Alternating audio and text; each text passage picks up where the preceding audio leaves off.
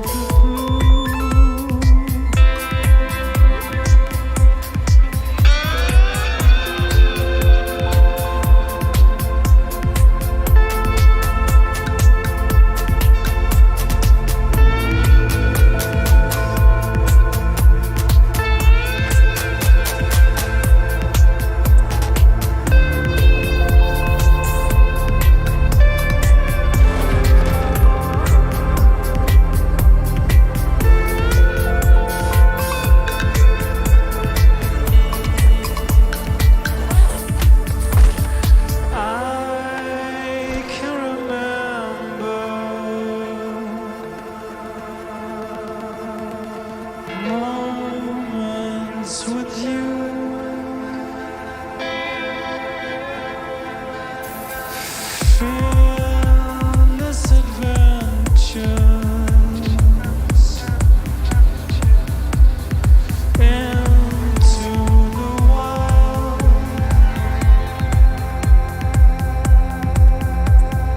Deep in the river,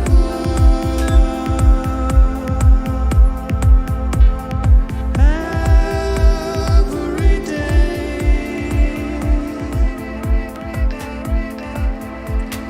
One to remember, slipping away.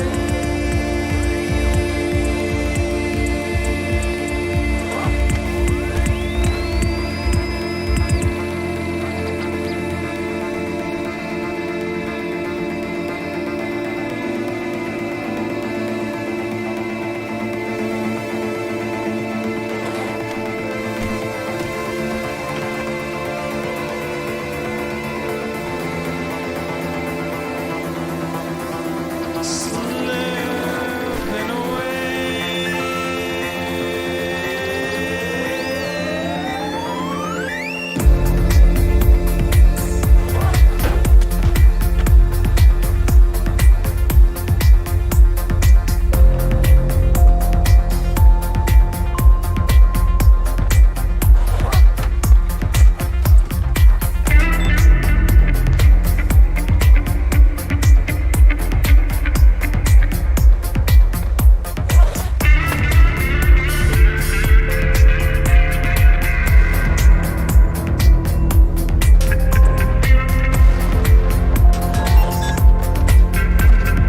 You just got annihilated.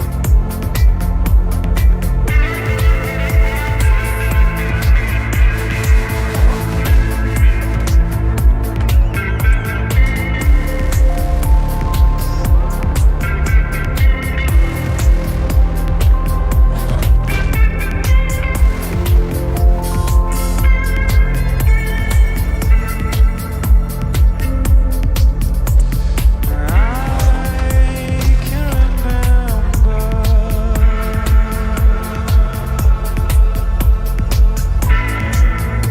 so the same, the fragrance of your love.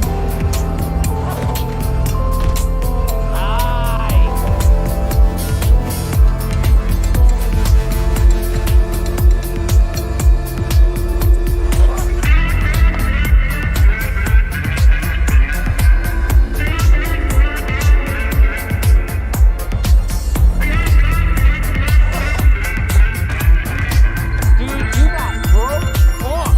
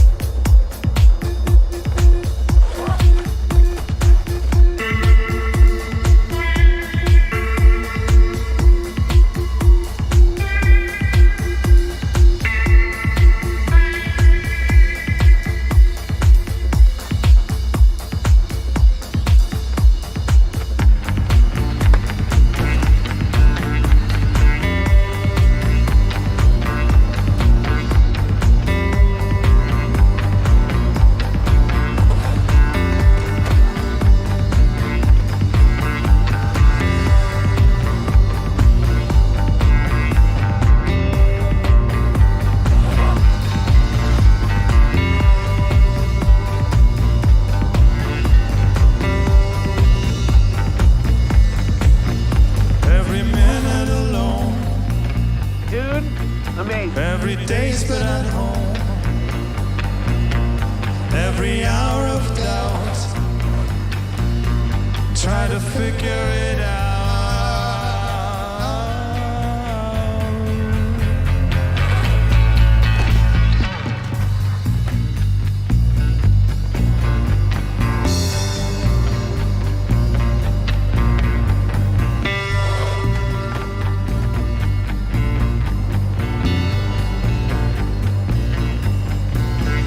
Every point of return, answer. Every hour of doubt, try to figure it out.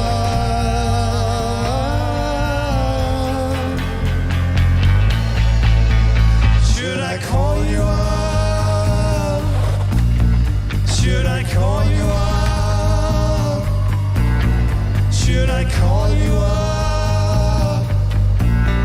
Should I call you up?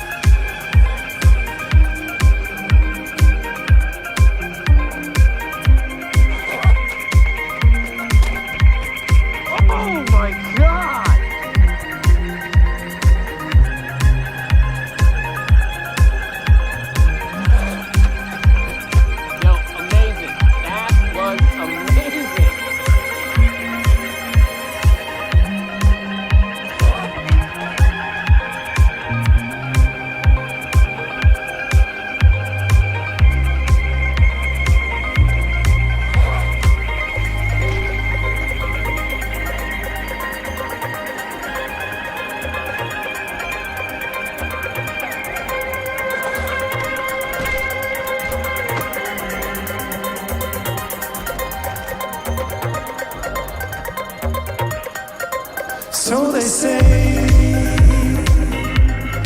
Everything works in a secret way. What to pay?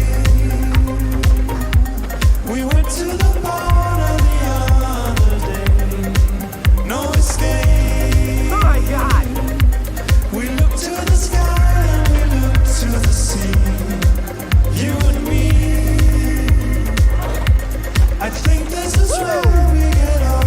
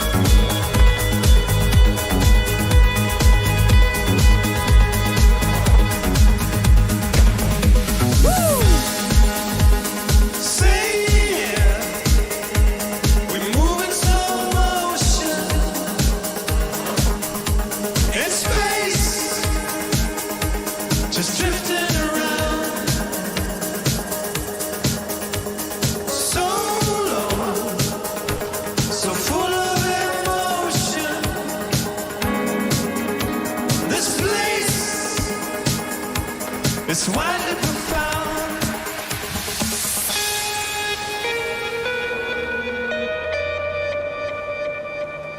Ramses.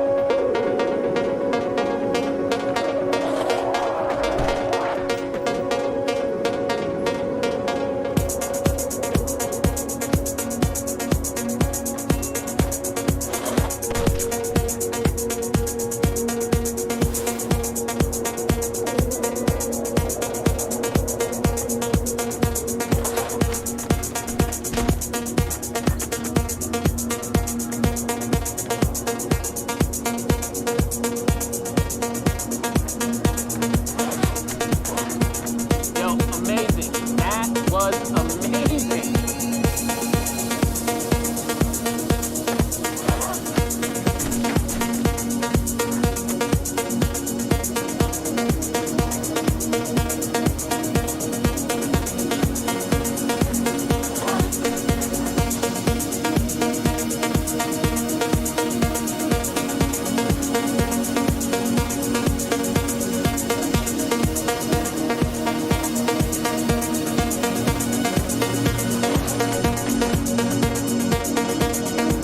This feeling that you're here.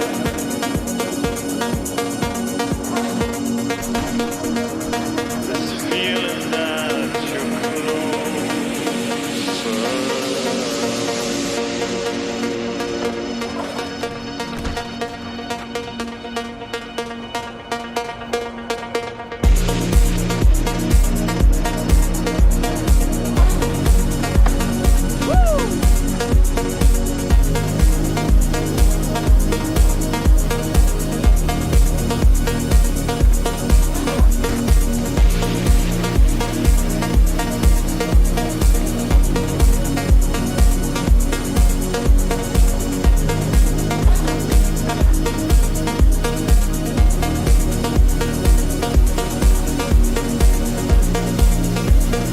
This feeling that you're here.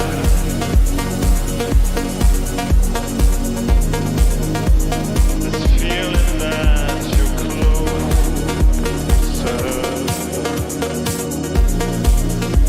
It's time that we're apart.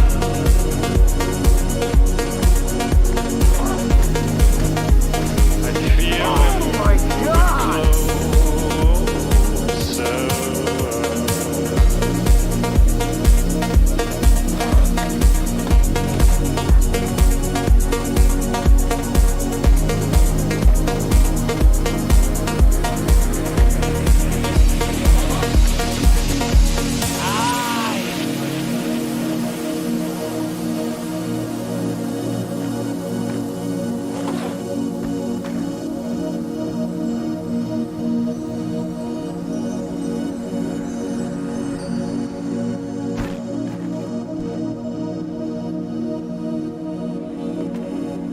This feeling that you're here.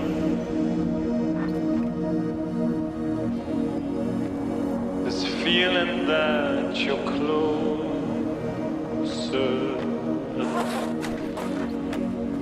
It never falls apart.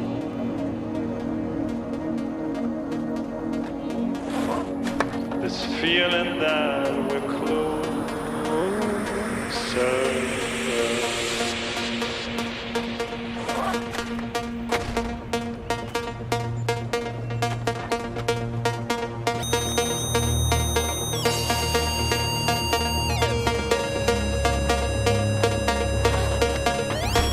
Dude, amazing.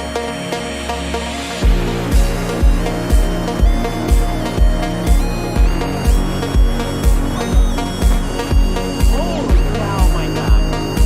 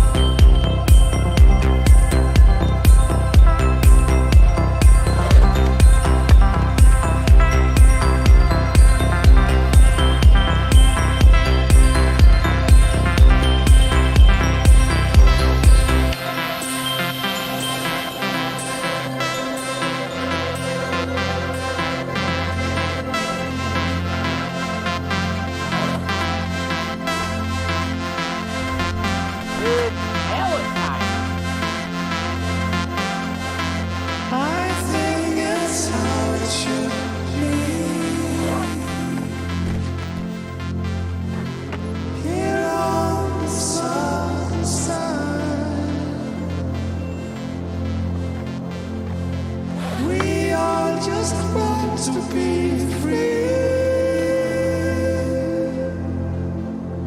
Gonna see you later in the name. Holy crap. I like it when we hit the sound.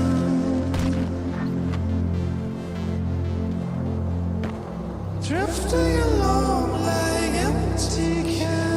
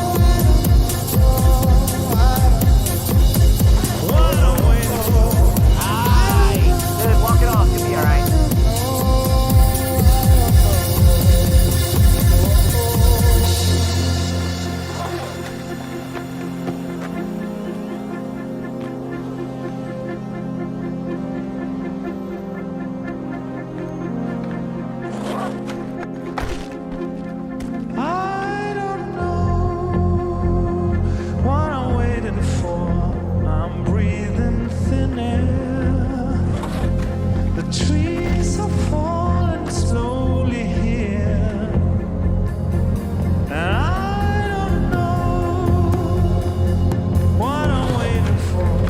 Wanna see you later, but I'm not going anywhere.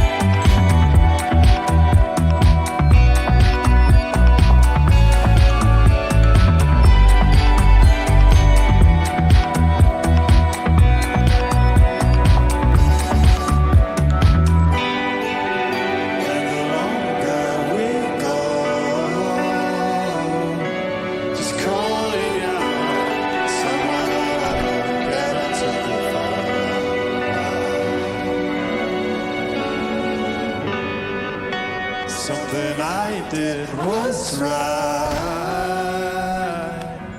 Just calling out, baby, what you do is gonna be alright.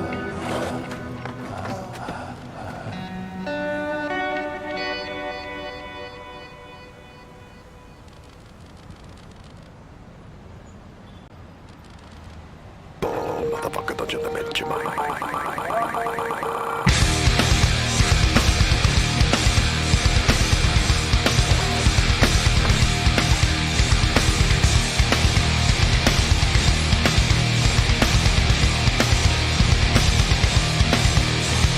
Liberate your mind, you motherfucker, you're so never-minded, so never-minded, so liberate your mind, you motherfucker, will you liberate your mind? Liberate your mind, you motherfucker, you're so never-minded, so never-minded, so liberate your mind, you motherfucker, will you liberate your mind?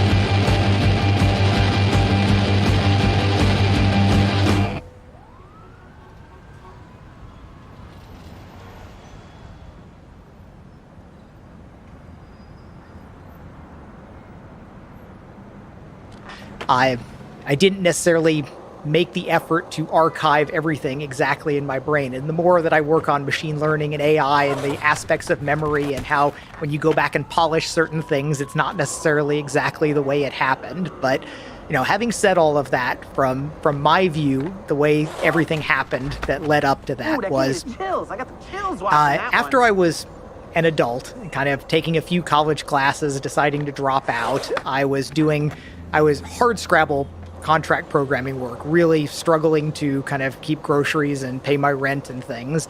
And the company that I was doing the most work for was a company called Soft Disk Publishing, which had the sounds bizarre now business model of monthly subscription software. Before there was an internet that people could connect to and get software, you would pay a certain amount, and every month they would send you a disk that had some random software on it. And people that were into computers thought this was kind of cool. And they had different ones for the Apple II, the 2GS, the PC, the Mac, the Amiga, lots of different things here. So quirky little business, but I was doing a lot of contract programming for them where I'd write tiny little games and sell them for $300, $500. And one of the things that I was doing, again, to keep my head above water here, was I decided that I could make one program and I could port it to multiple systems. So I would write a game like Dark Designs or Catacombs, and I would develop it on the Apple II, the 2GS, and the IBM PC, which apparently was the thing that really kind of piqued the attention of the people working down there. Like Jay Wilbur was my primary editor and Tom Hall was a secondary editor. And they kept asking me, it's like, hey, you should come down and work for us here. And I pushed it off a couple times because I was really enjoying my freedom of kind of being off on my own. Even if I was barely getting by, I loved it. I was doing nothing but programming all day.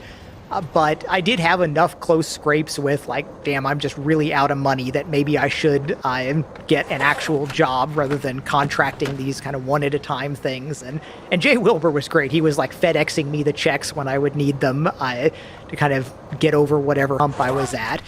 So I finally took them up on their offer to come down to Shreveport, Louisiana. I was in Kansas City at the time.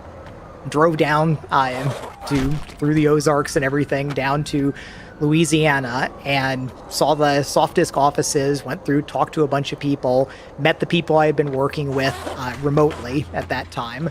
But the most important thing for me was I met two programmers there, John Romero and Lane Roth, that for the first time ever, I had met programmers that knew more cool stuff than I did, where the world was just different back then. I was in Kansas City. It was one of those smartest kid in the school, does all the computer stuff. The teachers don't have anything to teach him.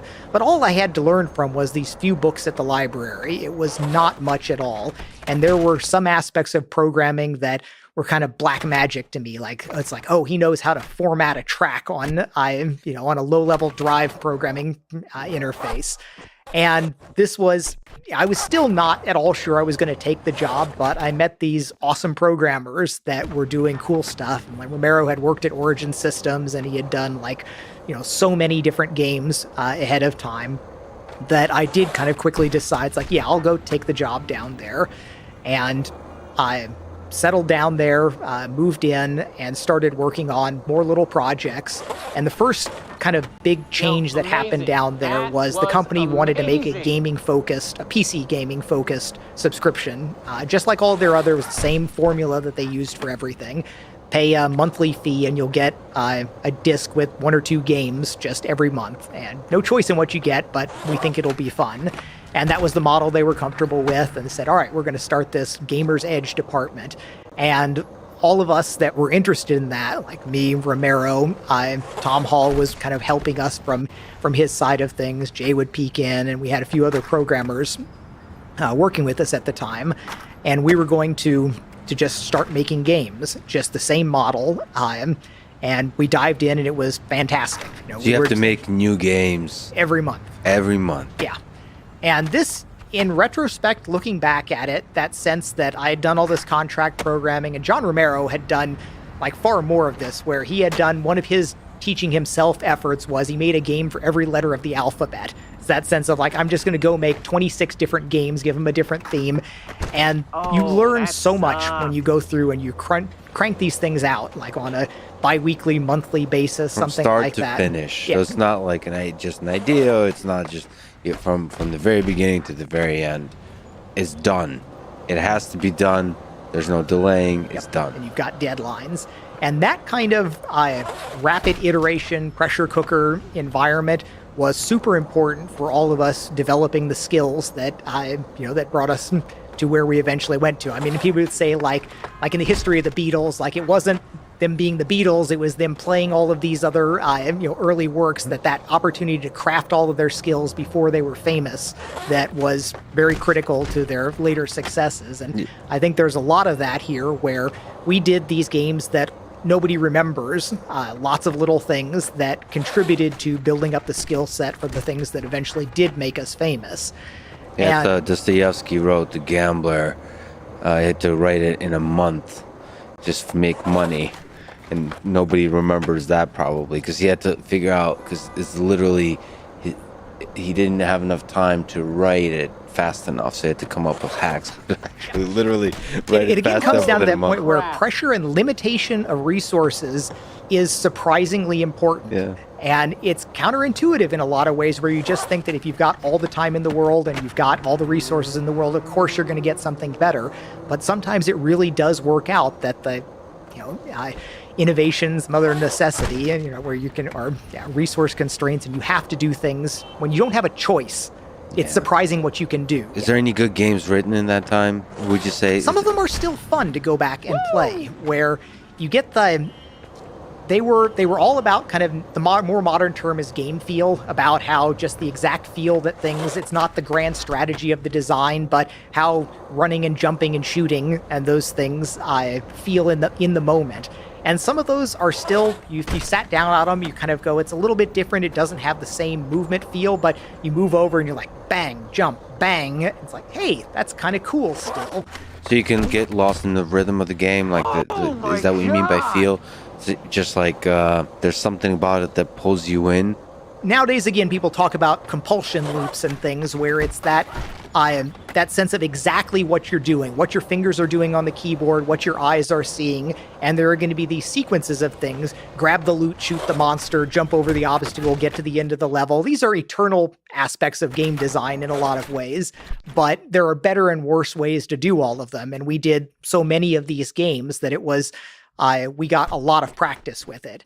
So one of the kind of weird things that was happening at this time is John Romero was getting some strange fan mail. And back in the days, this was before email, so we literally got letters sometimes and telling him, it's like, oh, I want to talk to you about your games. I want to reach out, different things. And eventually it turned out that these were all coming from Scott Miller at Apogee Software. And he was reaching out through, he didn't think he could contact John directly, that he would get intercepted. So he was trying to get him to contact him through like back channel fan mail, because he basically was saying, hey, I'm making all this money on shareware games. I want you to make shareware games, because he had seen some of the games that Romero had done. And, we looked at Scott Miller's games and we didn't think they were very good.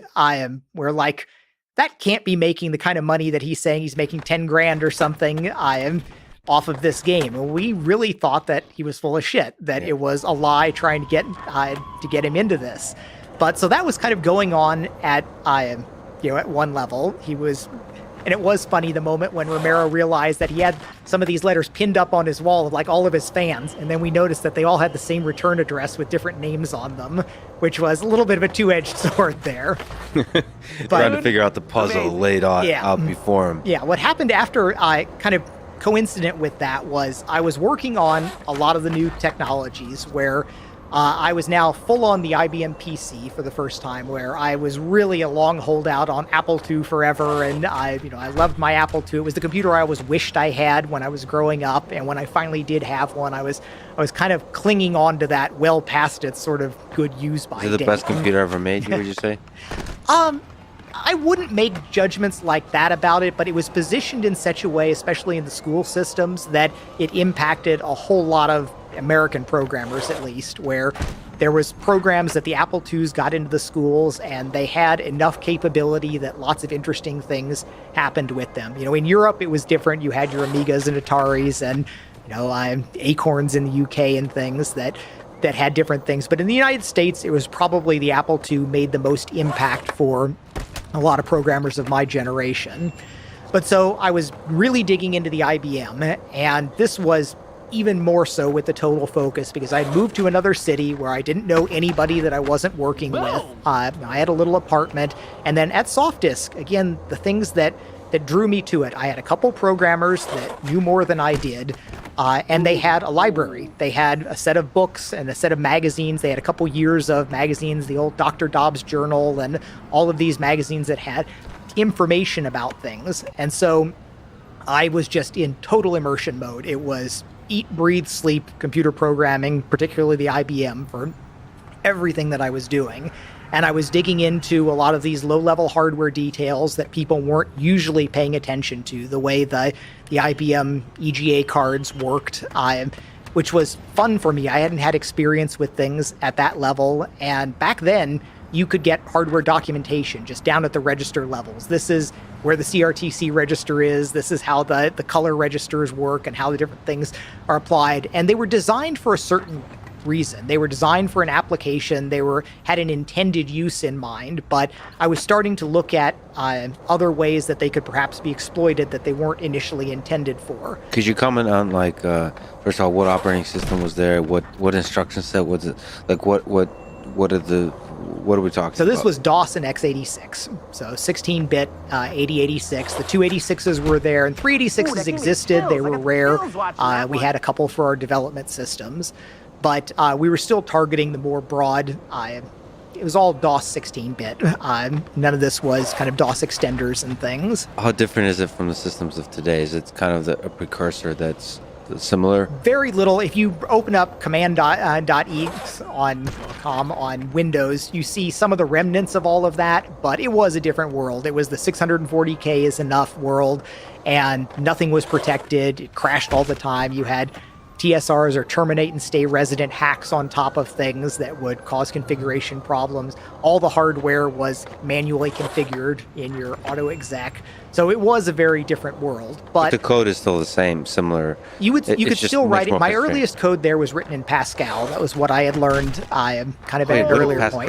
So between BASIC and C++, there was Pascal. So when BASIC assembly language, and some of my Take a step back. My intermediate stuff was, well, you had to for performance. BASIC was just too slow. So most of the work that I was doing as a contract programmer in my teenage years was assembly language. But Wait, then you wrote games in assembly? Yeah, complete games in assembly language. And it's thousands and thousands of lines of 3-letter acronyms for the instructions. That's you don't earn the, once again, greatest programmer ever label without being able to write a game in assembly. Okay. But that's again, everybody serious wrote their games in assembly language. It was kind of everybody's serious. See what he said? Yeah. Everybody's serious. Yeah. It was an outlier to use Pascal a little bit, where there was one famous program called Wizardry. It was one of the great early role-playing games that was written in Pascal, but it was almost nothing used Pascal there. But I did learn Pascal, and I remember doing all of my, like, to this day, I sketch in data structures. When I'm thinking about something, I'll open up a file and I'll start writing struct definitions for how data is going to be laid out. And Pascal was kind of formative to that, because I remember designing my RPGs in Pascal record structures and things like that. And so I had gotten a Pascal compiler for the Apple II GS that I could work on, and the first IBM game that I developed, I did in Pascal. And that's actually kind of an interesting story, again, talking about the constraints and resources, where I had an Apple II GS. I didn't have an IBM PC. I wanted to port my applications to IBM because I thought I could make more money on it. So what I wound up doing is I rented a PC for a week and bought a copy of Turbo Pascal. And so I had a hard 1 week, and this was cutting into what minimal profit margin I had there. But I had this computer for a week. I had to get my program ported before I had to return the PC. Yeah. And that was kind of the first thing that I had done on the IBM PC, and what led me to taking the job at Softdisk. And Turbo Pascal, How's that different from regular Pascal? Is it a different compiler or something like that? So it was a product of Borland, which before Right, right. Microsoft kind of killed them, they were the hot stuff developer tools company. You had Borland Turbo Pascal and Turbo C and Turbo Prolog. I mean, all the different things.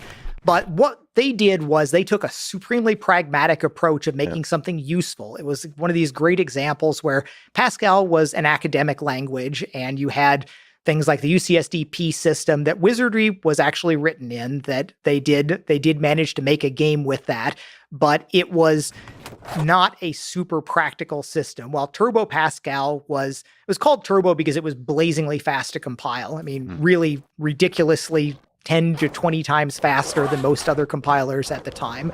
But it also had very pragmatic access to, look, you can just poke at the hardware in these different ways, and we have libraries that let you do things. And it was a perfectly good way to write games. And this is one of those things where people have talked about different paths that computer development could have taken, where C took over the world for reasons that came out of Unix and eventually Linux, and that was not a foregone conclusion at all. And people can make real, reasoned, rational arguments that the world might have been better if it had gone a Pascal route. I'm somewhat agnostic on that, where I do know from experience it was perfectly good enough to do that. And it had some fundamental improvements, like it had range-checked arrays as an option there, which could avoid many of C's real hazards that happened in a security space. But C1, they were basically operating at about the same level of abstraction. It was a systems programming language. But you said Pascal had more emphasis on data structures. In the tree of languages, did Pascal come before C?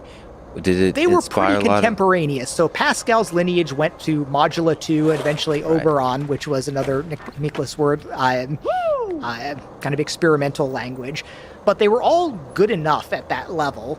Now, some of the classic academic-oriented Pascals were just missing fundamental things like, oh, you can't access this core system thing because we're just using it to teach students. But Turbo Pascal showed that only modest changes to it really did make it a completely capable language, and it had some reasons why you could implement it as a single-pass compiler, so it could be way, way faster, although less scope for optimizations if you do it that way. And it did have some range-checking options. It had a little bit better typing capability. It had properly typed enum sorts of things and other stuff that C lacked. But C was also clearly good enough, and it wound up with a huge inertia from the Unix ecosystem and everything that came with that. Garbage collection? No, it was not garbage collected. It's the same kind of thing as C. Same manual. So you could still have your use after freeze and all those other problems, but just getting rid of array overruns, at least if you were compiled with that debugging option, certainly would have avoided a lot of problems and could have a lot of benefits. But so anyways, that was the next thing. I had to learn C because C was where it seemed like most of the things were going. So I abandoned Pascal and I started working in C. I started hacking on these hardware things, dealing with the graphics controllers and the EGA systems.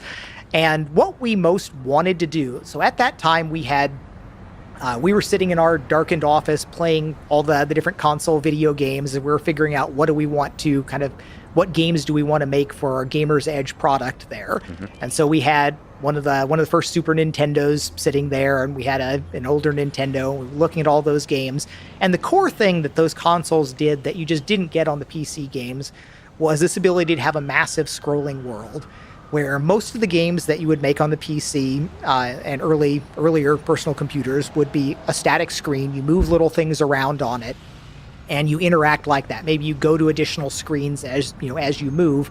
But arcade games and consoles had this wonderful ability to just have a big world that you're slowly moving your window through. And that was, for those types of games, the kind of action, exploration, adventure games, that was a super, super important thing. And PC games just didn't do that.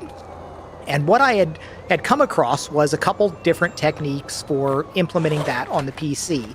And they're not hard, complicated things. When I explain them now, they're pretty straightforward, but just nobody was doing them. You sound like Einstein describing his 5 papers as pretty straightforward. I understand, but they're nevertheless revolutionary. So side scrolling is a game changer. Yeah, and it's scrolling. It's a genius invention. Side or vertical, and some of the consoles had different limitations about you could do one but not the other, and there were similar things going on as advancements even in the console space, where you'd have Like the original Mario game was like just horizontal scrolling, and then later Mario games added vertical aspects to it and different things that that you were doing to explore, kind of expand the capabilities there. And so much of the early game design for decades was removing limitations, letting you do things that you envisioned as a designer, you wanted the player to experience, but the hardware just couldn't really, or you didn't know how to make it happen. It felt impossible. You can imagine that you want to create like this big world through which you can side scroll,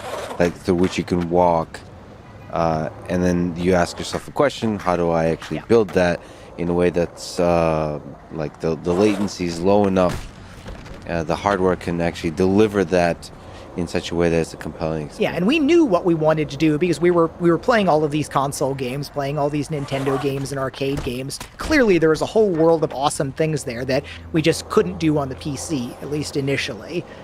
Because every programmer can tell, it's like if you want to scroll, you can just redraw the whole screen. But then it turns out, well, you're going 5 frames per second. That's not an interactive, fun experience. You want to be going 30 or 60 frames per second or something. And it just didn't feel like that was possible. It felt like the PCs had to get 5 times faster for you to make a playable game there. And interestingly, I wound up with 2 completely different solutions for the scrolling problem. And this is a theme that runs through everything, where all of these big technical advancements, it turns out there's always a couple different ways of doing them. And it's not like you found the one true way of doing it. And we'll see this as we go into 3D games and things later. But so the first set of scrolling tricks that I got was the hardware had this ability to, you could shift like inside the window of memory. So the EGA cards at the time had 256 kilobytes of memory, and it was awkwardly set up in this planar format where instead of having 256 or 24 million colors, you had 16 colors, which is 4 bits. So you had 4-bit planes, 64K a piece. Of course, 64K is a nice round number for 16-bit addressing. So your graphics card had a 16-bit window that you could look at, and you could tell it to start the video scan out anywhere inside there. So there were a couple games that had taken this approach of you could make a 2x2 screen or a 1x4 screen, and you could do scrolling really easily like that. You could just lay it all out and just pan around there, but you just couldn't make it any bigger because that's all the memory that was there. The first insight to the scrolling that I had was, well, if we make a screen that's just one tile larger, we usually had tiles that were 16 pixels by 16 pixels, the little classic Mario block that you run into. Lots of art gets drawn that way. And your screen is a certain number of tiles. But if you had one little buffer region outside of that, you could easily pan around inside that 16 pixel region. That could be perfectly smooth. But then what happens if you get to the edge and you want to keep going? The first way we did scrolling was what I called adaptive tile refresh, which was really just a matter of you get to the edge and then you go back to the original point and then only change the tiles that are different between where it was. In most of the games at the time, if you think about sort of your classic Super Mario Brothers game, you've got big fields of blue sky, long rows of the same brick texture, and there's a lot of commonality. It's kind of like a data compression thing. If you take the screen and you set it down on top of each other, in general, only about 10% of the tiles were actually different there. So this was a way to go ahead and say, well, I'm going to move it back, and then I'm only going to change those 10, 20, whatever percent tiles there. And that meant that it was essentially 5 times faster than if you were redrawing all of the tiles. And that worked well enough for us to do a bunch of these games for Gamer's Edge. We had a lot of these scrolling games like Slordax and Shadow Knights and things like that we were cranking out at this high rate that had this scrolling effect on it. And it worked well enough. There were design challenges there where if you made a checkerboard over the entire screen, you scroll over one and every single tile changes and your frame rate's now 5 frames per second because it had to redraw everything. So the designers had a little bit that they had to worry about. They had to make these relatively plain looking levels, but it was still pretty magical. It was something that we hadn't seen before. And the first thing that we wound up doing with that was I had just gotten this working, and Tom Hall was sitting there with me, and we were looking over at our Super Nintendo on the side there with Super Mario 3 running, and we had the technology, we had the tools set up there, and we stayed up all night, and we basically cloned the first level of Super Mario Brothers. And, Performance-wise as well? yeah, and so we had our little character running and jumping in there. It was, it wasn't.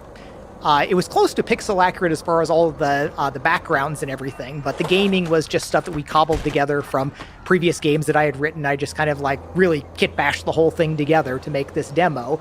And that was one of the rare cases when I said I don't usually do these all-night programming things. There's probably only two memorable ones that I can think about. One was the all-nighter to go ahead and get our Dangerous Dave and copyright infringement. Holy is how we cow, titled my it, God. because we had a game called Dangerous Dave, which running around with the shotgun shooting things, and we were just taking our most beloved game at the time there, the Super Mario 3, Ooh, that game and is sort of chills. sticking I got Dave chills inside watching that that with one. this new scrolling technology that was going perfectly smooth for as it ran. And Tom and I just kind of blearily the next morning, kind of left, and we left a disc on the desk for John Romero and Jay Wilbur to see, and just said, "Run this."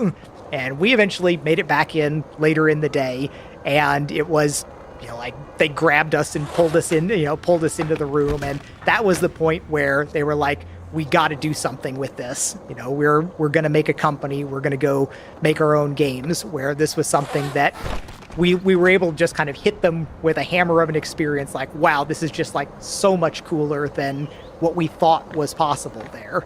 And initially, we tried to get Nintendo to let us make Super Mario 3 on the PC. That's really what we wanted to do. We were like, hey, we can finish this. It's line of sight. This will be great. And we sent something to Nintendo, and we heard that it did get looked at in Japan, and they just weren't interested in that. But that's another one of those, life could have gone a very different way, where we could have been like Nintendo's house PC team, at that point. And define the direction of, Could've gone Wolfenstein and Doom and Quake could have been a Nintendo creation. Yeah. So at the same time that we were just doing our first scrolling demos, we reached out to Scott Miller at Apogee and said, it's like, hey, we do want to make some games. These things that you think you want, those are nothing. What do you see what we can actually do now? This is going to be amazing.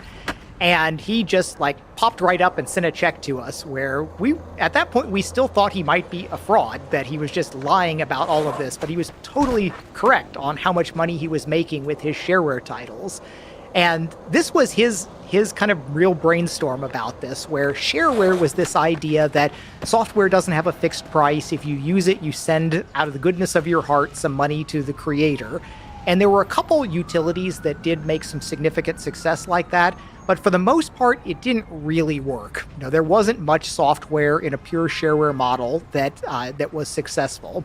The Apogee innovation was to take something, call it shareware, split it into 3 pieces. You always made a trilogy, and you would put the first piece out, but then you buy the whole trilogy for some shareware amount, which in reality it meant that the first part was a demo, where you kind of the demo went everywhere for free and you paid money to get the whole set, but it was still played as shareware, and we were happy to have the first one go everywhere. And it wasn't a crippled demo where the first episode of all of these trilogies, it was a real complete game, and probably 20 times as many people played that part of it, thought they had a great game, had fond memories of it, but never paid us a dime.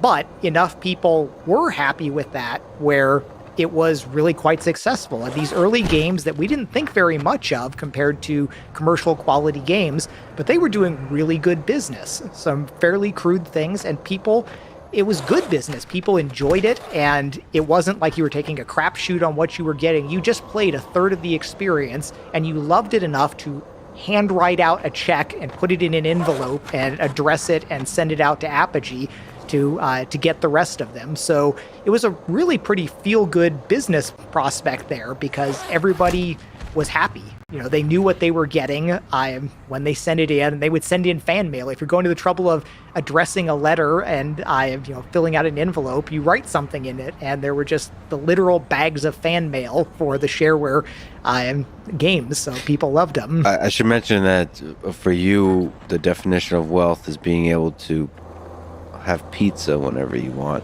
for me, there was a dream because I would play shareware games over and over. The part that's free, over and over, and it was very deeply fulfilling experience. But I dreamed of a time when I could actually afford the full experience, and this is kind of this dreamland beyond the horizon where you could find out what else is there. In some sense, even just playing the shareware was it's the limitation of that. Life is limited. Eventually we all die. In that way, shareware was like somehow really fulfilling to have this kind of mysterious thing beyond what's free always there. It's kind of I don't know. Maybe it's because a part of my childhood is playing shareware games. That was a really fulfilling experience. It's so interesting how that model still brought joy to so many people. Yeah, the 20x people that played it. Yeah, I felt very good about that. And I would run into people, it's like, that would say, "Oh, I loved that game, that you had early on, Commander Keen, whatever." And no, they meant just the first episode that they got to see everywhere. That's me. I played the crap out of Commander Keen. And that was all good. Yeah. Yeah. But so we were in this position where Scott Miller was just fronting us cash, saying, "Yeah, make a game." Crap. But we did not properly pull the trigger and say, "All right, we're quitting our jobs." We were like, "We're going to do both. We're going to keep working at Softdisk, amazing. working on this, That was and then we're going amazing. to go ahead and make a new game for Apogee at the same time." And this eventually did lead to some legal problems, and we had trouble. It all got worked out in the end, but it was not a good call at the time there. And your legal mind at the time was not stellar. You were not thinking in legal terms. No, I definitely wasn't. None of us were. And in hindsight, yeah, it's like, how did we think we were going to get away with like even using our work computers to write software for, our breakaway new company? It was not a good plan. How did Commander Keen come to be? So the design process, we would start from, we had some idea of what we wanted to do. We wanted to do a Mario-like game. It was going to be a side-scroller. It was going to use the technology. We had some sense of what it would have to look like because of the limitations of this adaptive tile refresh technology. It had to have fields of relatively constant tiles. You couldn't just paint up a background and then move that around. The early design, or all of the design for Commander Keen, really came from Tom Hall, where he was... he was kind of the main creative mind for the early id Software stuff, where we had an interesting division of things where Tom was all creative and design, I was all programming. John Romero was an interesting bridge, where he was both a very good programmer and also a very good designer and artist, and kind of straddled between the areas. But Commander Keen was very much Tom Hall's baby, and he came up with all the design and backstory for the different things of kind of a mad scientist little kid with, building a rocket ship and a zap gun and visiting alien worlds and doing all of this, that the background that we lay the game inside of. And there's not a whole lot to any of these things. Design for us was always just what we needed to do to make the game that was going to be so much fun to play. And we laid out our first trilogy of games. The shareware formula was going to be 3 pieces. We made Commander Keen 1, 2, and 3. And we just really started busting on all that work. And it went together really quickly. It was like 3 months or something, that while we were still making games every month for Gamer's Edge, we were sharing technology between that. I'd write a bunch of code for this, and we'd just kind of use it for both. Again, not a particularly good idea there that had consequences for us. But in 3 months, we got our first game out, and all of a sudden it was 3 times as successful as the most successful thing Apogee had before, and we were making like $30,000 a month immediately from the Commander Keen stuff. And that was, again, a surprise to us. It was more than we thought that was gonna make. And we said, well, we're going to certainly roll into another set of titles from this.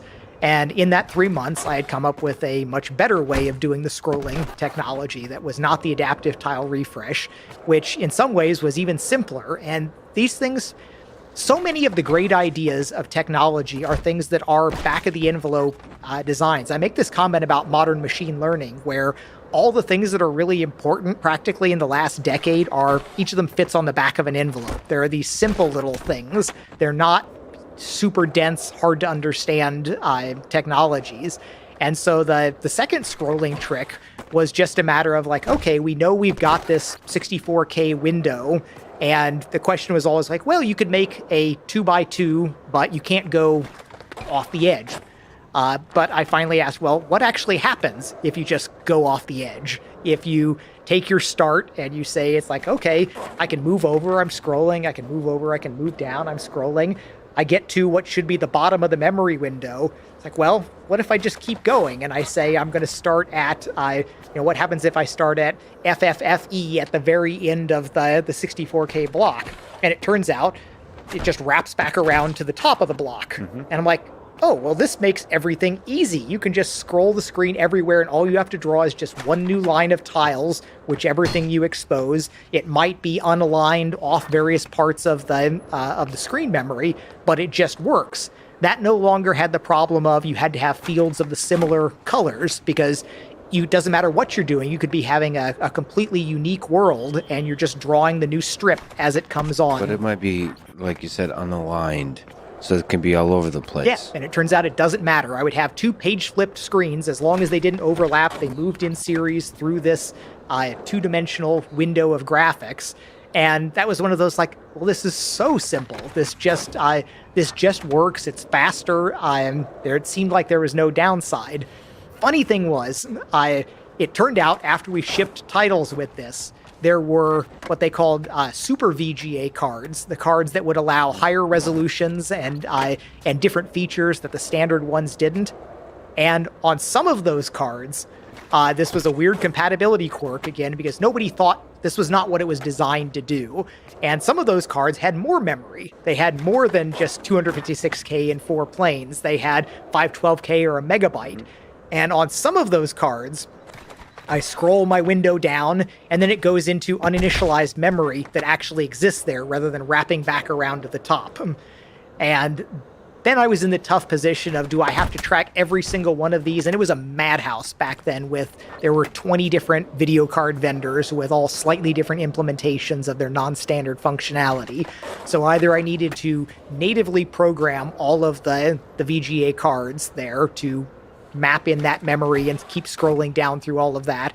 Or I kind of punted and took the easy solution of, when you finally did run to the edge of the screen, I accepted a hitch and just copied the whole screen up there. So on some of those cards, it was a compatibility mode. In the normal ones, when it all worked fine, everything was just beautifully smooth. But if you had one of those cards where it did not wrap the way I wanted it to, you'd be scrolling around, and then eventually you'd have a little hitch where 200 milliseconds or something that was not super smooth. Yeah, as it froze a little bit. And this was the binary thing. Is it one of the standard screens, or is it one of the weird ones, the super VGA ones? Yeah. Okay. And so we would default to, and I think that was one of those that changed over the kind of course of deployment, where early on we would have a normal mode, and then you would enable the compatibility flag if your screen did this crazy flickery thing when you got to a certain point in the game. And then later, I think it probably got enabled by default as just more and more of the cards kind of did not do exactly the right thing. And that's the two-edged sword of doing unconventional things with technology, where you can find something that nobody thought about doing that kind of scrolling trick when they set up those cards. But the fact that nobody thought that was the primary reason, when I was relying on that, then I wound up being broken on some of the later cards. Let me take a bit of a tangent, but ask you about the hacker ethic, because you mentioned shareware. It's an interesting world, the world of people that make money, business, and the people that build systems, the engineers. And what is the hacker ethic? You've been a man of the people, and you've embodied at least a part of that ethic. What does it mean? What did it mean to you at the time? What does it mean to you today? So Stephen Levy's book Hackers was a really formative book for me as a teenager. I mean, I read it several times, and there was all of the great lore of the early MIT era of hackers, and ending up at the end with it kind of went through the early MIT hackers and then the Silicon Valley hardware hackers and then the game hackers in part 3.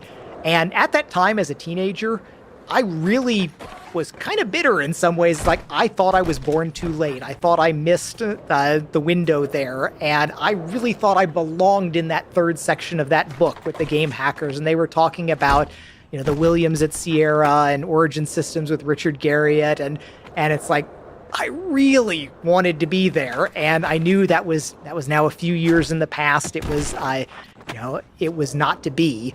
But the early days, especially the early MIT hacker days, talking a lot about this sense of the hacker ethic, that there was this sense that it was about sharing information, being good, not keeping it to yourself, and that it's not a zero-sum game, that you can share something with another programmer and it doesn't take it away from you. You then have somebody else doing something. And I also think that there's an aspect of it where it's this ability to take joy in other people's accomplishments, where it's not the cutthroat bit of like, I have to be first, I have to be recognized as the one that did this in some way, but being able to see somebody else do something and say, holy shit, that's amazing, and just taking joy in the ability of something amazing that somebody else does. And the big thing that I was able to do through id Software was this ability to eventually release the source code for most of all of our really seminal game titles. And that was a stepping stone process where we were kind of surprised early on where people were able to hack the existing games. And of course, I had experience with that. I remember hacking my copies of Ultima, so I'd give myself, 9999 gold and raise my levels and, break out the sector editor. And so I was familiar with all of that. So it was with a smile when I started to see people doing that to our games. I am, making level editors for Commander Keen or hacking up Wolfenstein 3D. But I made the pitch internally that we should actually release our own tools for like what we did, what we used to create the games. And that was a little bit debatable about, will give people a leg up? It's always like, what's that going to mean for the competition? Yeah. But the really hard pitch was to actually release the full source code for the games. And it was a balancing act with the other people inside the company, where it's interesting how the programmers generally did get, certainly the people that I worked closely with, they did kind of get that hacker ethic bit where you wanted to share your code. You were proud of it. You wanted other people to take it and do cool things with it. But interestingly, the broader game industry is a little more hesitant to embrace that than like the group of people that we happen to have at id Software, where it was always a little interesting to me seeing how a lot of people in the game modding community were very possessive of their code. They did not want to share their code. They wanted it to be theirs. It was their, claim to fame. And that was much more like what we tended to see with artists, where, the artists understand something about credit and, wanting it to be known as their work. And a lot of the game programmers felt a little bit more like artists than like hacker programmers, in that it was about building something that maybe felt more like art to them than the more tool-based and exploration-based kind of hacking culture side of things. Yeah, it's so interesting that this kind of fear that credit will not be sufficiently attributed to you. And that's one of the things that I do bump into a lot, because I try not to go claim. I mean, it's easy for me to say because so much credit is heaped on me for the id Software side of things. But when people come up and they want to pick a fight and say, no, it's like that wasn't where first person gaming came from. And you can point to, some of like things on obscure titles that I was never aware of, or like the old Play-Doh systems, or, each personal computer had something that was 3D-ish and moving around.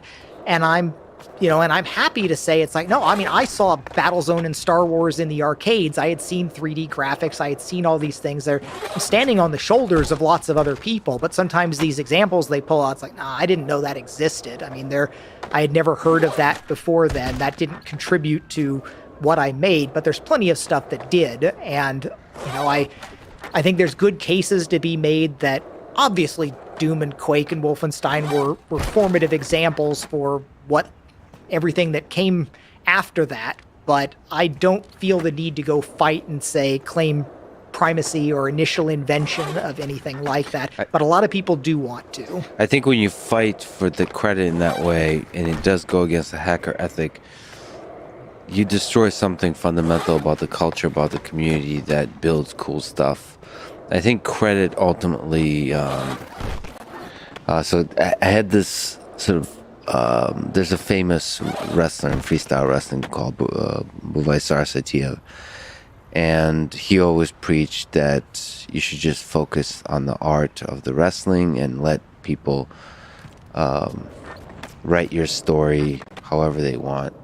The highest form of the art is just focusing on the art, and that's something about the hacker ethic, is just focus on building cool stuff, sharing it with other cool people, and credit will get assigned correctly in the long arc of history. Yeah, and I generally think that's true. And you've got, like there's some things, there's the graphics technique that got labeled Carmack's reverse. Literally named it. And it turned out that I wasn't the first person to figure that out. Yeah. Like most scientific things or mathematical things, you wind up, it's like, oh, this other person had actually done that somewhat before. And then there's things that get attributed to me, like the inverse square root hack, that I actually didn't do. I flat out, that wasn't me. And it's like, it's weird how the mimetic power of the internet, I cannot like the Mark Twain of programming. Yes.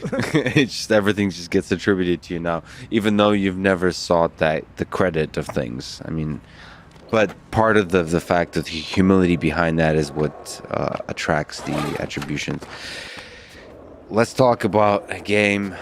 To me, one of the greatest games ever made. I know you could talk about doing Quake and so on, but to me, Wolfenstein 3D was like, whoa. It blew my mind that a world like this could exist. So, how did Wolfenstein 3D come to be in terms of the programming, in terms of the design, in terms of some of the memorable technical challenges? And also, actually, just something you haven't mentioned is, how did these ideas come to be inside your mind? The adaptive side-scrolling, so the solutions to these technical challenges.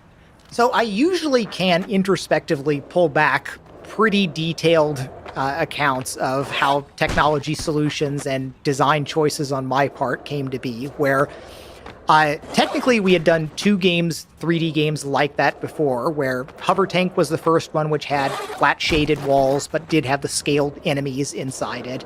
And then Catacombs 3D, which had textured walls, scaled enemies, and some more functionality, like the disappearing walls and some other stuff.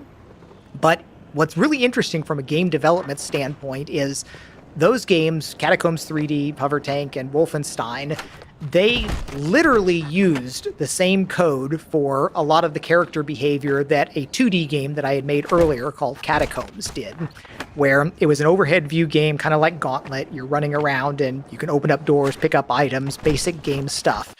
And the thought was that this exact same game experience, just presented in a different perspective, it could be literally the same game, just with a different view into it, would have a dramatically different impact on the players. So it wasn't a true 3D. You're saying that you could kind of fake it. You can like scale enemies, meaning things that are farther away. You can make them smaller. So from the game was a 2D map. Like all of our games use the same tool for creation. We use the same map editor for creating Keen as Wolfenstein and Hover Tank and Catacombs and all this stuff. So the game was a 2D grid made out of blocks, and you could say, well, these are walls, these are where the enemies start, then they start moving around. And these early games like Catacombs, you played it strictly in a 2D view. It was a scrolling 2D view, and that was kind of using an adaptive tile refresh at the time to be able to do something like that. And then the thought that these early games, all it did was take the same basic enemy logic, but instead of seeing it from the God's eye view on top, you were inside it and turning from side to side, yawing your view and moving forwards and backwards and side to side. And it's a striking thing where you always talk about wanting to isolate and factor changes in values. And this was one of those most pure cases there where The rest of the game changed very little. It was our normal kind of change the colors on something and draw a different picture for it, but it's kind of the same thing. But the perspective changed in a really fundamental way, and it was dramatically different. I can remember the reactions where the artist, Adrian, that had been drawing the pictures for it, we had a cool big troll thing in Catacombs 3D, and we had these walls that you could get a key and you could make the blocks disappear. Again, really simple stuff. Blocks could either be there or not there. So our idea of a door was being able to make a set of blocks just disappear. And I remember the reaction where he had drawn these characters and he was slowly moving around, and like people had no experience with 3D navigation. It was all still keyboard. We didn't even have mice set up at that time, but slowly moving, going up, picked up a key, go to a wall, the wall disappears in a little animation, and there's a monster like right there, and he practically fell out of his chair. It was just like, ah!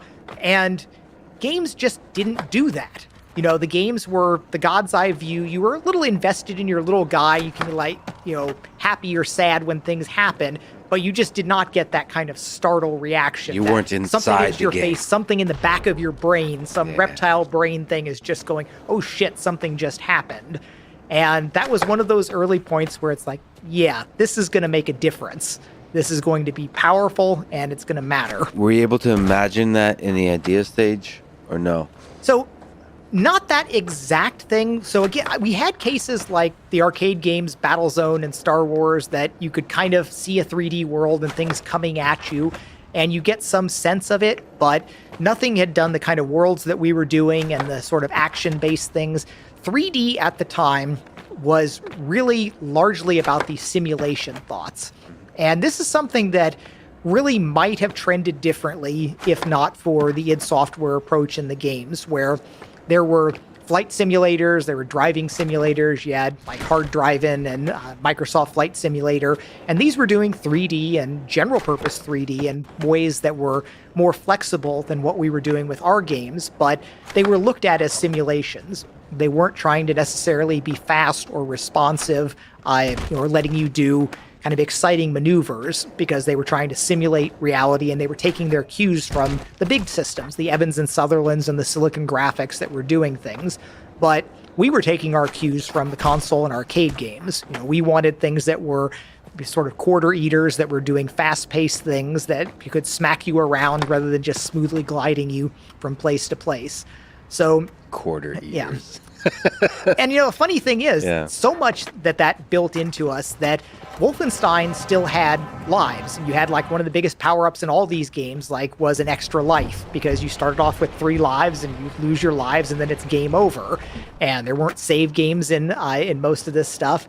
It sounds almost crazy to say this, but it was an innovation in Doom to not have lives. You know, you could just play Doom as long as you wanted. You just restart at the start of the level, and why not? This is like, we aren't trying to take people's quarters. They've already paid for the entire game. We want them to have a good time. And you would have some some old-timer purists that might think that there's something to the epic journey of making it to the end, having to restart all the way from the beginning after a certain number of tries. But no, more fun is had when you just let people kind of keep trying when they're stuck, rather than having to go all the way back and learn different things. So you've recommended the book Game Engine Black Book Wolfenstein 3D for technical exploration of the game. So looking back 30 years, what are some memorable technical innovations that made this perspective shift into this world that's so immersive that scares you when a monster appears? What were some things you had to solve?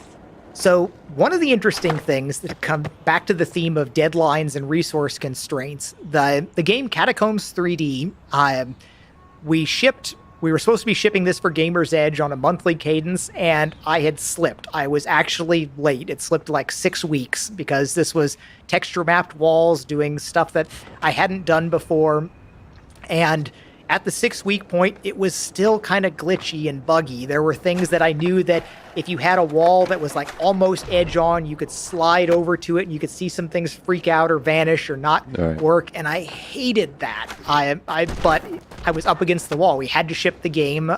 It was still a lot of fun to play. It was novel. Nobody had seen it. It gave you that startle reflex reaction. So it was worth shipping, but it had these things that I knew were kind of flaky and janky and not what I was really proud of.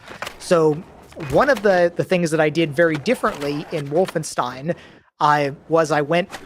Catacombs used almost a conventional thing where you had segments that were one-dimensional polygons, basically, that were clipped and back-faced and done kind of like a very crude 3D engine from the professionals, but I wasn't getting it done right. I was not doing a good enough job. I didn't really have line of sight to fix it right. There's stuff that, of course, I look back, it's like, oh, it's obvious how to do this, do the math right, do your clipping right, check all of this, how you handle the precision, but I did not know how to do that at that time. And Was that the first 3D engine you wrote, Catacombs 3D?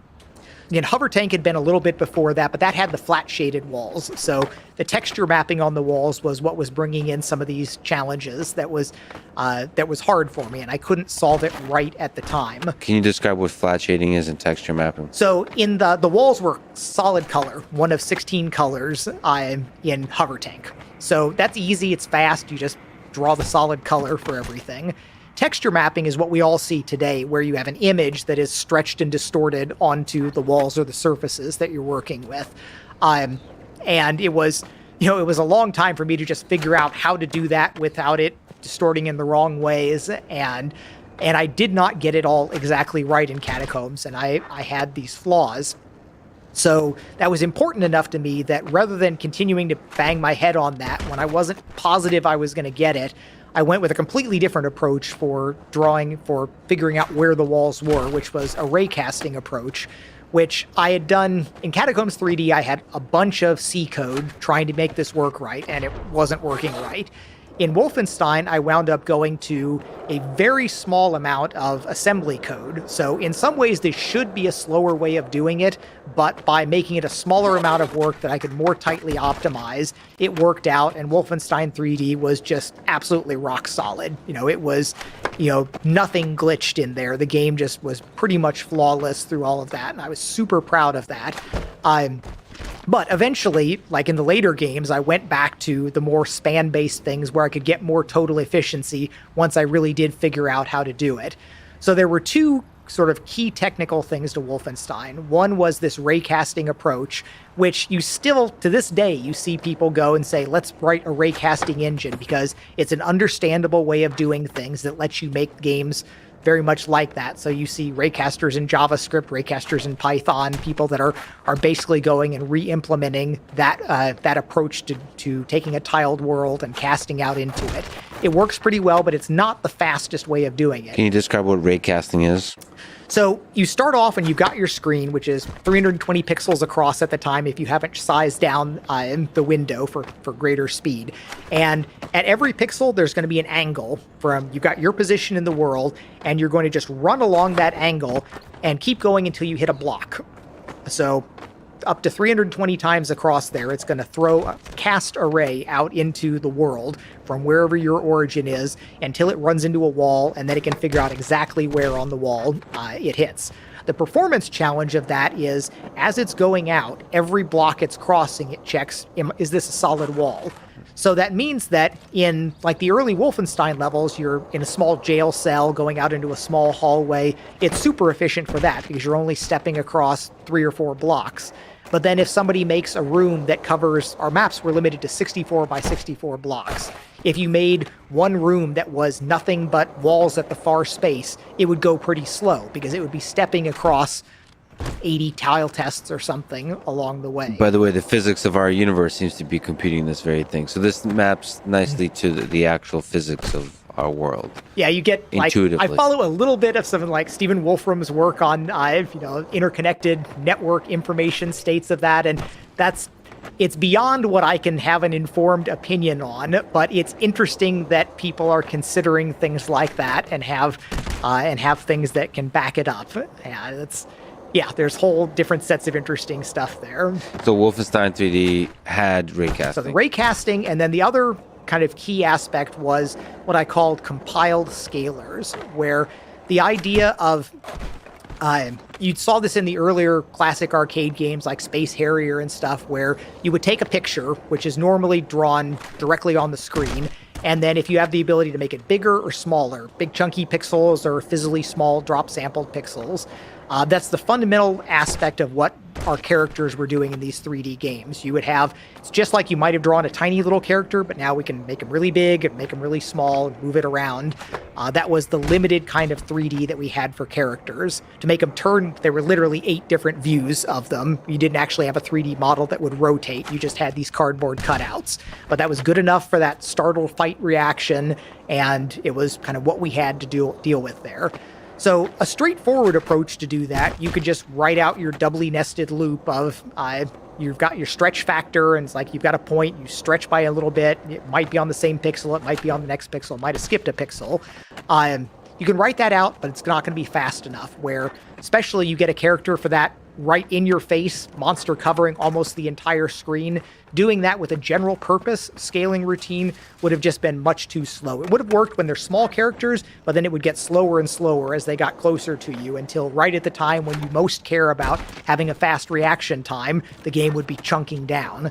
So the fastest possible way to draw pixels at that time was to, instead of saying, I've got a general purpose version that can handle any scale, I used a program to make essentially 100 or more separate little programs that was optimized for, I will take an image and I will draw it 12 pixels tall. I'll take an image, I'll draw it 14 pixels tall, up by every 2 pixels even for that. So you would have the most optimized code so that in the normal case where most of the world is fairly large, like the pixels are big. We did not have a lot of memory. So in most cases, that meant that you would load a pixel color and then you would store it multiple times.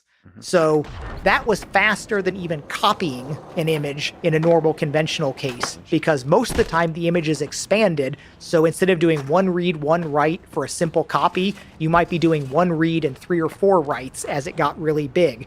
And that had the beneficial aspect of just when you needed the performance most, when things are covering the screen, it was giving you the most acceleration for that. By the way, were you able to understand this through thinking about it, or were you testing like the right speed and like? So this again comes back to, I can find the antecedents for things like this. So back in the Apple II days, the graphics were essentially single bits at a time.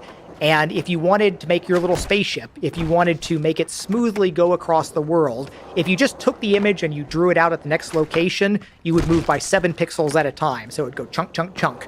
If you wanted to make it move smoothly, you actually had to make 7 versions of the ship that were pre-shifted. You could write a program that would shift it dynamically, but on a 1 megahertz processor, that's not going anywhere fast.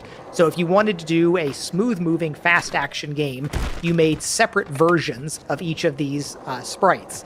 Now, there were a few more tricks you could pull that if it still wasn't fast enough, you could make a compiled shape where instead of this program that normally copies an image and says, like, get this byte from here, store it here, get this byte, store this byte, if you've got the memory space, you could say, I'm going to write the program that does nothing but draw this shape. It's going to be like, I'm going to load the immediate value 25, which is some bit pattern, and then I'm going to store that at this location. Rather than loading something from memory that involved indexing registers and this other slow stuff, you could go ahead and say, no, I'm going to hard code the exact values of all of the image right into the program. Now, this was always a horrible trade-off there, because you didn't have much memory and you didn't have much speed. But if you had something that you wanted to go really fast, you could turn it into a program. And that was, knowing about that technique is what made me think about some of these unwinding it for the PC, where people that didn't come from that background were less likely to think about that. I mean, there's some deep parallels probably to human cognition as well. There's something about optimizing and compressing the processing of new information that requires you to predict the possible ways in which the game or the world might unroll, and you have something like compiled scalars always there. So you have like you have a prediction of how the world will unroll, and you have some kind of optimized data structure for that prediction, and then you can modify if the world turns out to be different. You can modify in a slight way. And as far as building out techniques, so much of the brain is about the associative context. They're just when you learn something, it's in the context of something else, and you can have faint, tiny little hints of things. And I do think there are some deep things, around like sparse distributed memories and boosting. That's like if you can just be slightly above the noise floor, having some hint of something, you can have things refined into pulling the memory back up. So being a programmer and having a toolbox of like all of these things that I did in all of these previous lives of programming tasks, that still matters to me about how I'm able to pull up some of these things. Like in that case, it was something I did on the Apple II, then being relevant for the PC. And I have still cases when I would work on mobile development, then be like, okay, I did something like this back in the Doom days, but now it's a different environment, but I still had that tie. I can bring it in and I can transform it into what the world needs right now. And I do think that's actually one of the very core things with human cognition and brain-like functioning is finding these ways about your brain is kind of everything everywhere all at once. It is just a set of all of this stuff that is just fetched back by these queries that go into it, and they can just be slightly above the noise floor with random noise in your neurons and synapses that are affecting exactly what gets pulled up. So you're saying some of these very specific solutions for different games, you find that there's a kernel of a deep idea that's generalizable to other things. Yeah, you can't predict what it's going to be, but that idea of like I called out that compiled shaders in the foreword that I wrote for that the Game Engine Black Book as it's kind of an endpoint of unrolling code. But that's one of those things that thinking about that and having that in your mind, and I'm sure there are some programmers that hear about that, think about it a little bit, it's kind of the mind blown moment. It's like, oh, you can just turn all of that data into code. And nowadays, you have instruction cache issues, and that's not necessarily the best idea, but there are it's an idea that has power and has probably relevance in some other areas. Maybe it's in a hardware point of view that there's a way you approach building hardware that has that same, you don't even have to think about iterating, you just bake everything all the way into it in one place. What is the story of how you came to program Doom? What are some memorable technical challenges or innovations within that game? So the path that we went after Wolfenstein got out, and we were on this crazy arc where Keen 1 through 3, more success than we thought. Keen 4 through 6, even more success. Wolfenstein, even more success. So we were on this crazy trajectory for things. So actually, our first box commercial project was the Commander Keen game, but then Wolfenstein was going to have a game called Spear of Destiny, which was a commercial version, 60 new levels. So the rest of the team took the game engine pretty much as it was and started working on that. We got new monsters, but it's basically reskins of the things there. And there's a really interesting aspect about that I didn't appreciate until much, much later, about how Wolfenstein clearly did tap out its limit about what you want to play, all the levels and a couple of our licensed things. There was a hard creative wall that you did not really benefit much by continuing to beat on it. But a game like Doom and other more modern games like Minecraft or something, there's kind of a Turing completeness level of design freedom that you get in games that Wolfenstein clearly sat on one side of. All the creative people in the world could not go and do a masterpiece just with the technology that Wolfenstein had. Wolfenstein could do Wolfenstein, but you really couldn't do something crazy and different. But it didn't take that much more capability to get to Wolfenstein with the freeform lines and a little bit more artistic freedom to get to the point where people still announce new Doom levels today, all these years after, without having completely tapped out the creativity. How did you put it? Turing complete? Like Turing complete design space. Design space. Where it's like, we have the kind of computational universality on a lot of things and how different substrates work. But yeah, there's things where a box can be too small, but above a certain point, you kind of are at the point where you really have almost unbounded creative ability there. And Doom was the first time you crossed that line. Yeah, where there were thousands of Doom levels created, and some of them still have something new and interesting to say to the world about it. Is that line, can you introspect what that line was? Is it in the design space? Is it something about the programming capabilities that you were able to add to the game?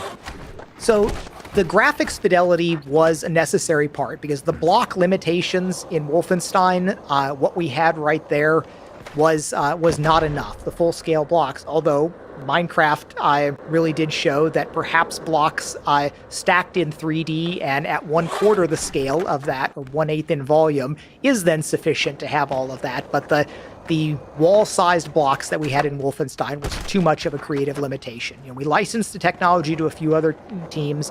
None of them made too much of a dent with that. It just wasn't enough creative ability. But a little bit more, whether it was the variable floors and ceilings and arbitrary angles in Doom, or the smaller voxel blocks in Minecraft, is then enough to open it up to just worlds and worlds of new capabilities. What is binary space partitioning? So which is one of the technologies. Yeah, so jump around a little bit on the story path there. Yes. So while the team was working on Spear of Destiny for Wolfenstein, yes. we had met another development team, Raven Software, while we were in Wisconsin, and they had RPG background, and I still kind of loved that, and I offered to do a game engine for them, to let them do a 3D rendered RPG instead of like most RPG games were kind of hand-drawn. They made it look kind of 3D, but it was done just all with artist work rather than a real engine. And after Wolfenstein, this was still a tile-based world, but I added floors and ceilings and some lighting and the ability to have some sloped floors in different areas. And that was my intermediate step for a game called Shadowcaster. And it had slowed down enough. It was not fast enough to do our type of action things, so they had the screen cropped down a little bit, so you couldn't go the full screen width like we would try to do in Wolfenstein. But I learned a lot. I got the floors and ceilings and lightings, and it looked great. They were great artists up there, and it was an inspiration for us to look at some of that stuff.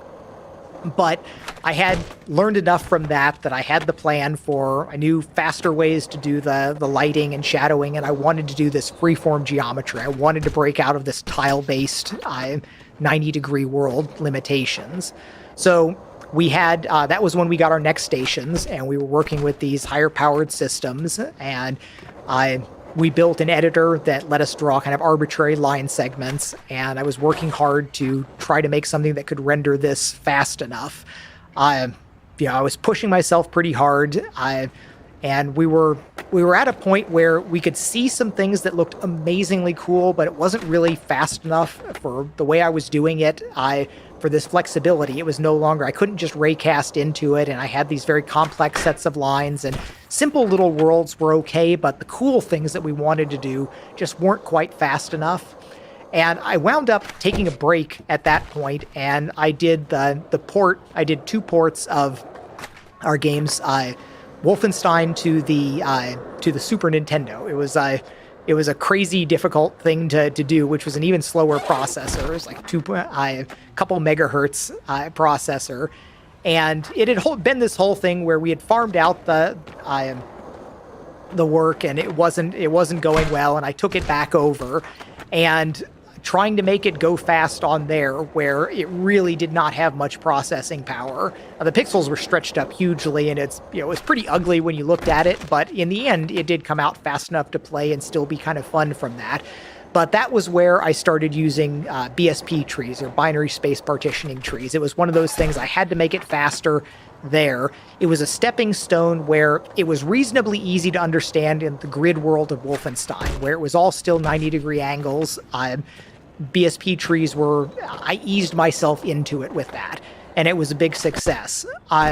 Then when I came back to working on Doom, I had this new tool in my toolbox. It was going to be a lot harder with the arbitrary angles of Doom. This was where I really started grappling with epsilon problems, and just, up until that point, I hadn't really had to deal with the fact that so many numeric things. This almost felt like a betrayal to me, where people had told me that I had mathematicians up on a bit of a pedestal, where people think I'm a math wizard, and I'm not. Everything that I did was really done with a solid high school math understanding. Algebra 2, trigonometry, and that was what got me all the way through Doom and Quake and all of that, of just understanding basics of matrices and knowing it well enough to do something with it. What's the epsilon problems you ran into? So when you wind up taking a sloped line and you say, I'm going to intersect it with another sloped line, then you wind up with something that's not going to be on these nice grid boundaries.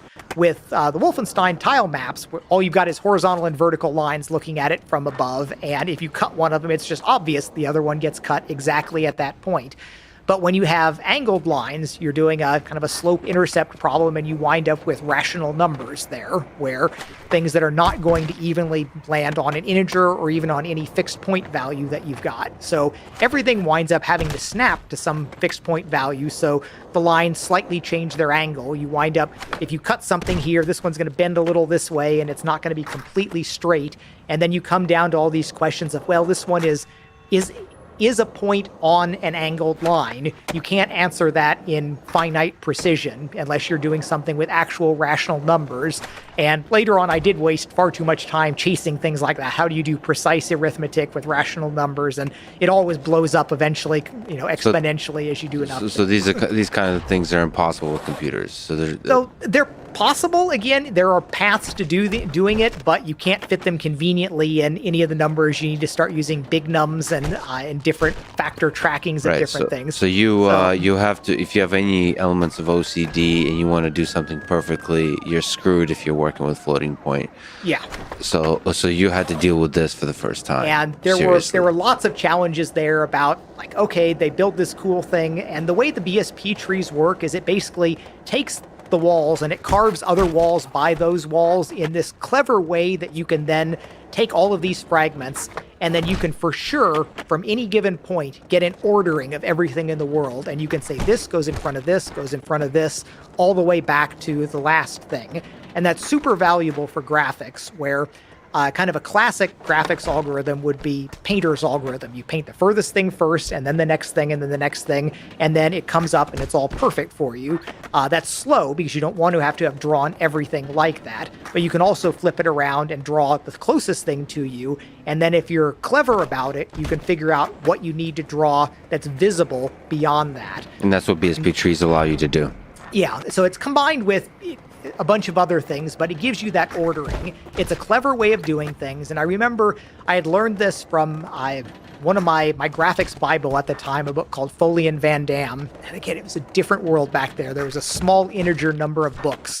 And this book, this book it was a big fat college textbook that I'd read through many times. I didn't understand everything in it. Some of it wasn't useful to me, but they had the little thing about finite orderings of you draw a little T-shaped thing, and you can say you can make a fixed ahead of time order from this, and you can generalize this with the BSP trees. And I got a little bit more information about that. And it was kind of fun later while I was working on Quake. I got to meet Bruce Naylor, who is one of the original researchers that developed those technologies, as for academic literature. Mm-hmm. And that was kind of fun. But I was very much just finding a tool that can help me solve what I was doing. And I was using it in this very crude way in a two-dimensional fashion rather than the general 3D. The epsilon problems got much worse in Quake in 3-dimensionals when things angle in every way. But eventually I did sort out how to do it reliably on Doom. There were still a few edge cases in Doom that were not absolutely perfect, where they even got terminologies in the communities, like when you got to something where it was messed up, it was a Hall of Mirrors effect, because you'd sweep by and it wouldn't draw something there, and you would just wind up with the leftover remnants as you flipped between the two pages. But BSP trees were important for it, but it's again worth noting that after we did Doom, our major competition came from Ken Silverman and his build engine, which was used for Duke Nukem 3D and some of the other games for 3D Realms. And he used a completely different technology, nothing to do with BSP trees. So there's not just a one true way of doing things. There were critical things about, to make any of those games fast, you had to separate your drawing into, you drew vertical lines and you drew horizontal lines, just kind of changing exactly what you would draw with them. That was critical for the technologies at that time, and like all the games that were kind of like that wound up doing something similar. But there were still a bunch of other decisions that could be made, and we made good enough decisions on everything on Doom. We brought in multiplayer significantly, and it was our first game that was designed to be modified by the user community, where we had this whole setup of our WAD files and PWADs and things that people could could build with tools that we released to them, and they eventually rewrote to be better than what we released. But they could build things, and you could add it to your game without destructively modifying it, which is what you had to do in all the early games. You literally hacked the data files or the executable before, while Doom was set up in this flexible way so that you could just say, run the normal game with this added on top, and it would overlay just the things that you wanted to there. Would you say that Doom was kind of the first true 3D game that you created? So no, it's still, Doom would usually be called a 2.5D game, where it had three-dimensional points on it. And this is another one of these kind of pedantic things that people love to argue about what was the first 3D game. I still, I'm every month probably I hear from somebody about, well, was Doom really a 3D game or something? And I give the point where characters had 3 coordinates. So you had like an X, Y, and Z. The Cacodemon could be coming in very high and come down towards you. The walls had 3 coordinates on them. So on some sense, it's a 3D game engine, but it was not a fully general 3D game engine. You could not build a pyramid in Doom because you couldn't make a sloped wall. Which was slightly different, where in that previous Shadowcaster game, I could have vertexes and have a sloped floor there, but the changes that I made for Doom to get higher speed and a different set of flexibility traded away that ability, but you literally couldn't make that. You could not, you could make different heights of passages, but you could not make a bridge over another area. You could not go over and above it. So it still had some 2D limitations to it. That's more about the building versus the actual experience, because the experience it felt like things would come at you, but again, you couldn't look up either. Right. You could only pitch. It was 4 degrees of freedom rather than 6 degrees of freedom. You did not have the ability to tilt your head this way or pitch up and down. So that takes us to Quake. What was the leap there? What was some fascinating technical challenges? And there were a lot, or not challenges, but innovations that you've come up with. So Quake was kind of the first thing where I did have to kind of come face to face with my limitations, where it was the first thing where I really did kind of give it my all and still come up a little bit short in terms of what and when I wanted to get it done. And the company had some serious stresses through the whole project, and we bit off a lot. So the things that we set out to do was, it was going to be really a true 3D engine where it could do 6 degree of freedom. You could have all the viewpoints. You could model anything. It had a really remarkable new lighting model with the surface caching and things. That was one of those where it was starting to do some things that they weren't doing even on the very high-end systems. And it was going to be completely programmable in the modding standpoint, where the thing that you couldn't do in Doom, you could replace almost all of the media, but you couldn't really change the game. There were still some people that were doing the hex editing of the executable, the dehacked things where you could change a few things about rules, and people made some early capture the flag type things by hacking the executable, but it wasn't really set out to do that. Quake was going to have its own programming language that the game was going to be implemented in it, and that would be able to be overwritten just like any of the media. Code was going to be data for that, and you would be able to have expansion packs that changed fundamental things and mods and so on. And the multiplayer was going to be playable over the internet. It was going to support client server rather than peer-to-peer.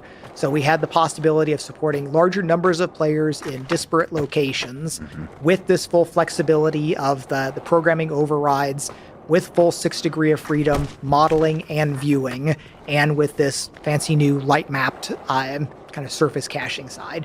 It was a lot, and this was one of those things that if I could go back and tell younger me to do something differently, it would have been to split those innovations up into 2 phases, in 2 separate games. What would be phase 1 and phase 2? So it probably would have been taking the Doom rendering engine and bringing in the TCP/IP client server, focusing on the multiplayer and the Quake C, or would have been Doom C programming language there. So I would have split that into programming language and networking with the same Doom engine, rather than forcing everybody to go towards the Quake engine, which really meant getting a Pentium. While it ran on a 486, it was not a great experience there. We could have made more people happier and gotten 2 games done in 50% more time.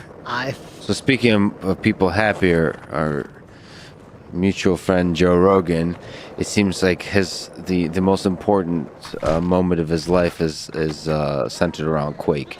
So it was a definitive part of his life. So would he agree with your thinking that they should split? So he, as a person who loves Quake and played Quake a lot, would he agree that you should have done the Doom engine and focus on the multiplayer for Phase 1?